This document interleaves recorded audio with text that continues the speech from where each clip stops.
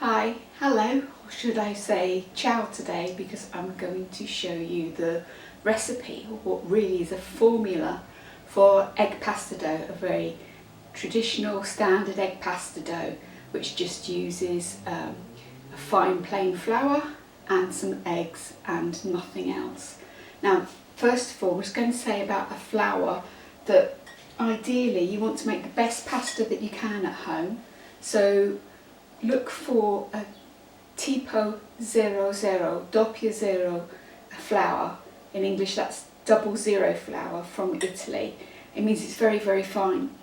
If you can't find this, or in this sort of difficult time of sourcing flour, that you can use strong bread flour or plain flour, which is also called all-purpose flour.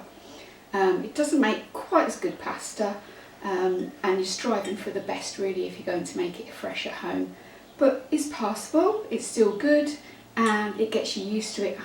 It's a lot cheaper to start off with if you think you're going to practice first.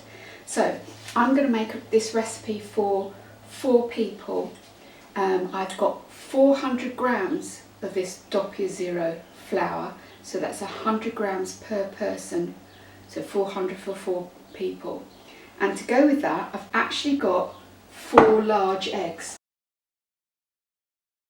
What I'm going to do is I'm going to turn the camera off and give you a close-up of me mixing and kneading the dough. Let's tip out the flour straight on the counter, all of it. We're going to make a volcano crater shape, a bit of space in the middle because we've got 4 eggs.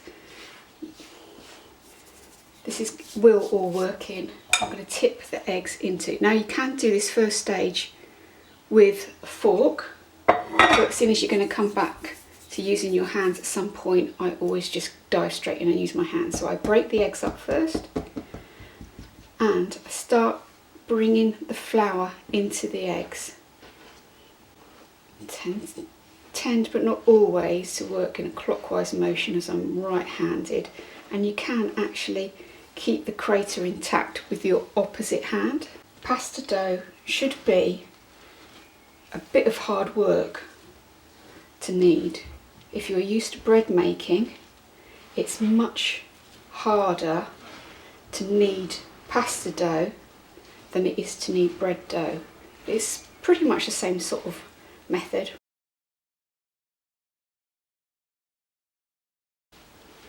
You can start to rip it a little bit and roll it back up. While you are kneading, as a beginner, I would suggest that you do knead for a full 10 minutes. As you get stronger and more used to it, you can reduce that time. I've been kneading this for a couple of minutes, maybe 3 minutes, and you can see my technique has changed from pushing and ripping and kneading like you would do with your the heel of your hand with bread dough, and I'm sort of squashing it and rolling it.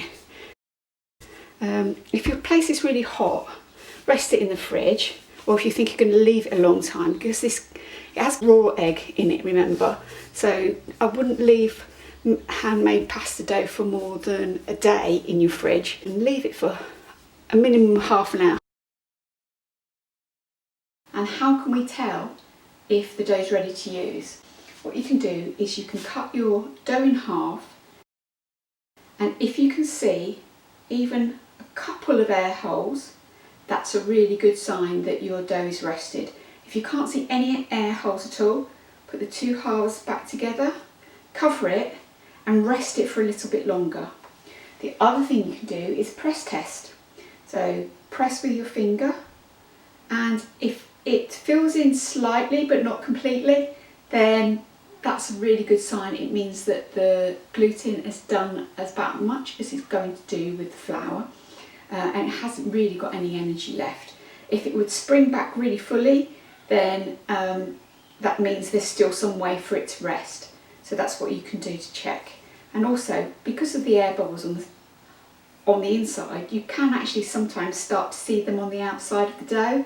That's another good indication. If you can see those, then you don't need to cut it in half and have a look. If you want to store it and not use it straight away, then I suggest you cut it into cubes and put it in the freezer. It's not quite as good as using the dough fresh, but it's good enough. Or make it into your shapes, your ribbons, whatever you're going to do, and then put it in your freezer and freeze it in the shapes and then bag them up once they're frozen. But this is ready to use, and if you want to follow the full recipe and find hints and tips, if you look on my website at www.inksugarspice.com, there's a full recipe there. You can contact me there, ask me any questions. You can ask me questions here. I hope you found this useful, and I'll see you next time. Bye.